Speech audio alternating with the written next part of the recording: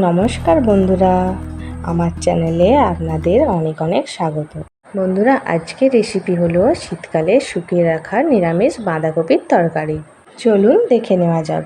প্রথমে আমরা আলুগুলোকে ছোট ছোট করে কেটে সেগুলিকে পরিষ্কার জলে ধুয়ে রেখেছি। এরপর অন্য একটি পাত্রে আমি শুকিয়ে রাখা বাঁধাকপি নিয়ে নিলাম।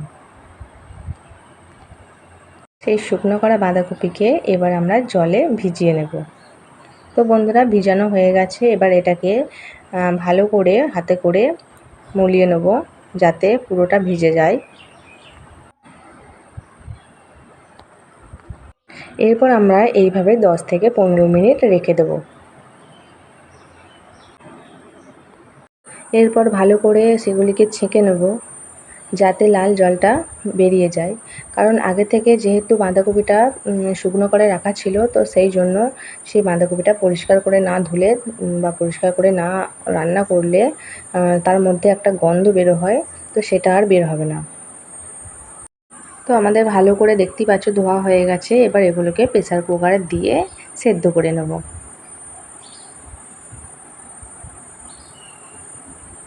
আমার সেদ্ধ করা হয়ে গেছে, চলুন রান্নাটা করে নেওয়া যাক। প্রথমে কড়াতে পরিমাণ মতো তেল দিয়ে নিয়েছি। তো এর মধ্যে গোটা শুকনো মরিচ দিয়ে দিলাম, তারপরে 5 ফোড়ন দিয়ে দিলাম। এরপরে আগে থেকে পেস্ট করে রাখা আদা বাটা এর মধ্যে দিয়ে দেব। এর মধ্যে সামান্য পরিমাণ জল দিয়ে দিলাম যাতে মশলাটা কষতে আমাদের সুবিধা হয়। এরপর আস্তে আস্তে দিয়ে দেব হলুদের গুঁড়া, ধনিয়া গুঁড়া, জিরা গুঁড়া এবং শুকনো মরিচ গুঁড়া। এরপর মশলাটাকে ভালো করে কষতে থাকবো যতক্ষণ না মশলার যে কালার সেটা বেরিয়ে আসছে।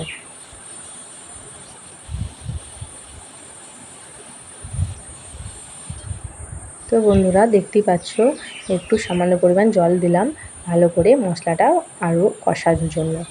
এরপর সেদ্ধ করে রাখা বাঁধাকপি দিয়ে দিলাম, ভালোভাবে নাড়াচাড়া করব।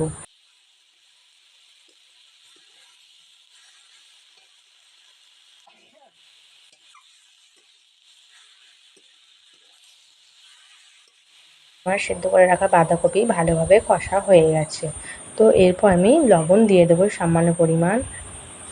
যেহেতু আমি আগে সেদ্ধ করার সময় সামান্য লবণ দিয়ে সেদ্ধ করেছিলাম, তাহলে তাড়াতাড়ি সেদ্ধ হয়, এই জন্য পরিমাণ মতো লবণ আমি দিয়ে দিলাম।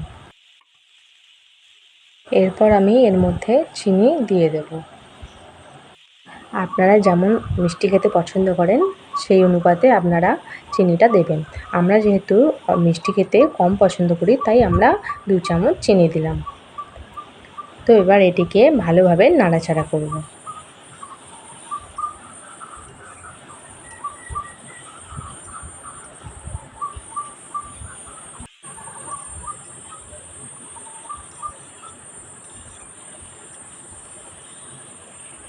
এরপর এর মধ্যে সামান্য পরিমাণ জল দিয়ে দেব।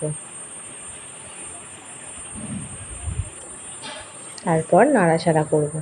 এরপর এটিকে ভালো করে ফুটতে দেব। এর মধ্যে সামান্য পরিমাণ ঘি দিয়ে দিলাম যাতে সুন্দর একটা গন্ধ বেরিয়ে আসে। তো আমার রান্না প্রায় শেষের পথে, দেখেছো আমার রান্না হয়েই এসেছে। এরপর এটাকে ভালো করে ফুটতে দেব। এরপর এটিকে ভালো করে নাড়াচাড়া করব, তারপর নামিয়ে নেব। ব্যাস, আমার রেডি শুকনো বাঁধাকপির তরকারি। তোমরাও বাড়িতে এইভাবে রান্না করে দেখতে পারো, আর আমাকে অবশ্যই কমেন্ট করে জানিও। রেসিপিটা ভালো লাগলে লাইক, কমেন্ট, শেয়ার করতে ভুলো না জানো। বন্ধুরা, যারা আমার চ্যানেলটি এখনও সাবস্ক্রাইব করোনি তারা অবশ্যই সাবস্ক্রাইব করে দিও। আজকের মতো এই পর্যন্তই। দেখা হচ্ছে অন্য একটি পর্বে অন্য একটি নতুন রেসিপিকে সঙ্গে নিয়ে।